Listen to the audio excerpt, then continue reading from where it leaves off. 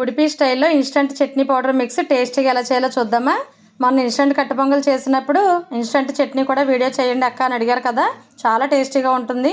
Recipe కోసం stove వెలిగించి కడాయిలో ఒక గ్లాస్ పల్లీలు వేసి సన్నని మంట పైన దోరగా వేయించుకొని పక్కన పెట్టి చల్లారబెట్టుకోవాలి. చిన్నగా కట్ చేసిన ఒక కాయ కొబ్బరి ముక్కలు బాండీలో వేసి వేయించుకుంటూ 10 వెల్లుల్లి రేకలు, 20 ఎండుమిర్చి, ఒక గ్లాస్ పుట్నాల పప్పు, 2 స్పూన్ల జీలకర్ర వేసి పచ్చి కొబ్బరిలో ఉన్న పచ్చి అంతా పోయే వరకు అన్నీ దోరగా వేయించుకోవాలి. చల్లారిన తర్వాత పల్లీలు కొన్న పొట్టు తీసుకుని అన్నీ కలిపి మిక్సీలో వేసి మొత్తానికి సరిపడా సాల్ట్ వేసి మెత్తగా గ్రైండ్ చేసుకుని ఈ చట్నీ మిక్స్ పౌడర్కి తాలింపు పెట్టుకోవాలి. పల్లీలు ఎక్కువగా ఇష్టం లేని వాళ్ళకి అర గ్లాస్ వేసుకోవచ్చు. ఉడిపి స్టైల్ అంటే పల్లీలు, కొబ్బరి, శనగపప్పు కలిపి చేస్తారు. వేయించుకున్న తాలింపుని చట్నీ మిక్స్లో కలిపేసి మొత్తం ఉండలు లేకుండా బాగా విడదీసుకున్నట్లు కలిపి జాబ్స్ చేసుకునే వాళ్ళకి ఇలా జిప్లా కవర్లో పెట్టి ఇస్తే ఇన్స్టెంట్గా చేసుకున్న కట్టు పొంగలి, గోధుమ రవ్వ ఉప్మాల మిక్స్తోని చక్కగా తింటే చట్నీ చాలా బాగుంటుంది. దీన్ని ఎలా ప్రిపేర్ చేయాలో కూడా చూద్దాము.